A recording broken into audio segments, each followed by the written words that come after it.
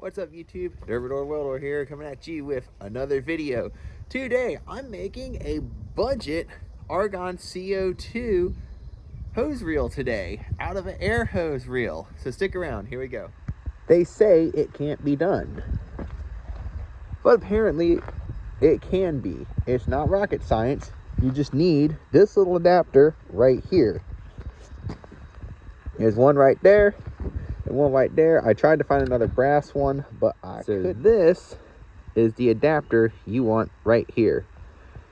3/8 NPT to 1/4 inch NPT. This is the hose adapter you want right there. It's like maybe $5 at your local hardware store. You'll need two. One thing you want to make sure you're doing is using fittings, your quick connect fittings. Make sure they are meant for Argon CO2. Don't use regular air hose fittings, except for this and that and that and that. I'm pressure testing it right now. The ball isn't moving. I don't hear anything.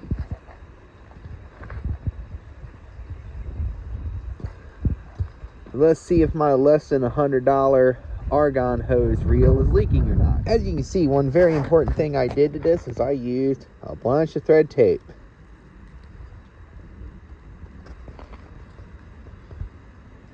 Well, that's not leaking.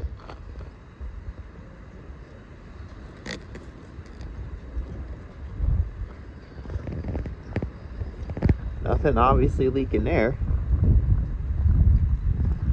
All right, now we check this bottom one here real quick.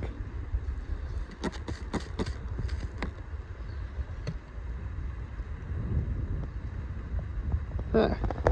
What do you know? Nothing's leaking.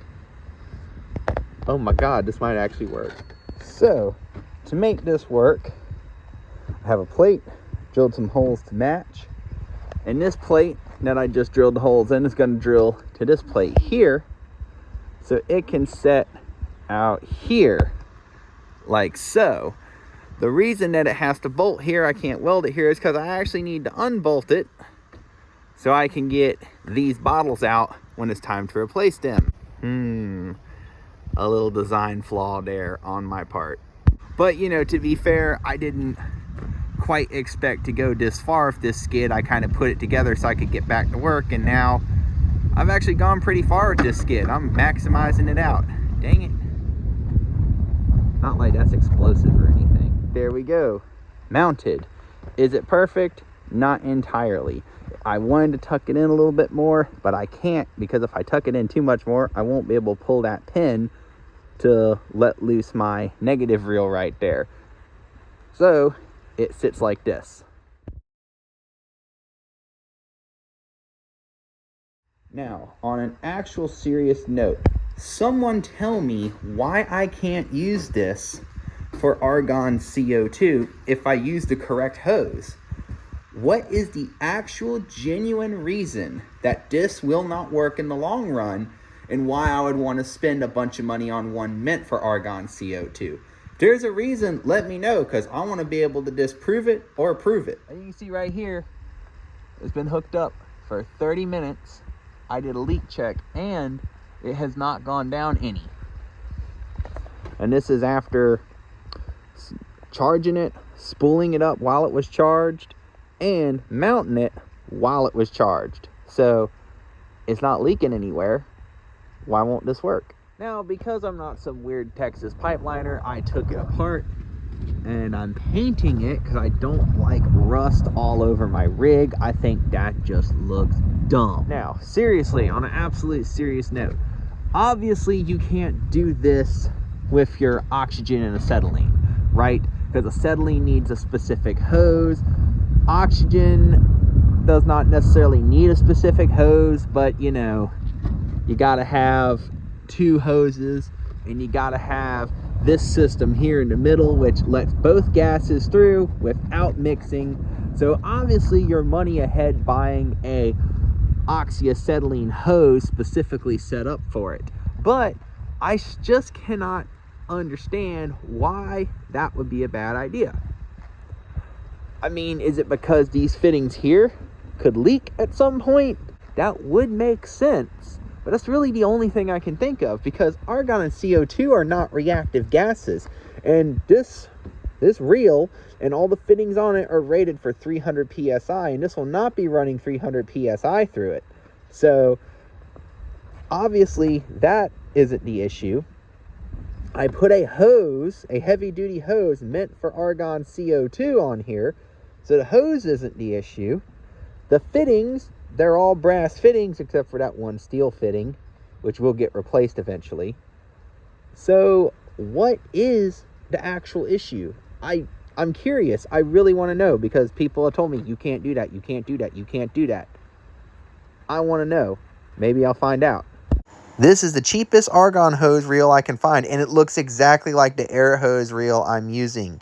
It looks like the same freaking thing. I know this hose reel is nothing like, you know, some of the more name brand ones, but for $50 plus $5, maybe $10 in parts, I mean, it's kind of hard to go wrong with this. Now, I know some of y'all are going to go, well, the BA reels are super, super good. And I get that. But for the same price, you can get all of these reels right here for the same price as just one of those reels right there. And half of these are auto-retracting. So look at this setup right here. Argon, positive, negative, 110, oxyacetylene, and air, all off the back of the truck. Now, if I was to go to Aluma reel, Magnum reels, BA reels, and buy from them, I wouldn't be able to afford any of this. I wouldn't have any of this on my truck on reels. So is it worth the money? To some of you, those name brand reels might be worth the money. However, what I've found is a decent reel that will do the job. Do a little research, you can find stuff like diamond lead reels. They're working great for me. Some people hate them, but for me, they're working awesome. You know, my Harbor Freight air hose reel right here. Some people hate them, but for me, they're doing great. The Northern Tools clutch oxyacetylene hose reel, it's doing great for me.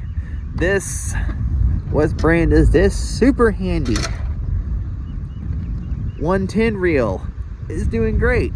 We'll see about the Argon one over there, but that's all to be determined. What I'm trying to say is, to get that same level of efficiency, you don't have to go spend $4 or $5 grand. You can get that same level of efficiency for a fraction of the cost. Thank you guys for watching this video. If you like this video, please be sure to like and subscribe and check out my other videos. And you guys have a fantastic day.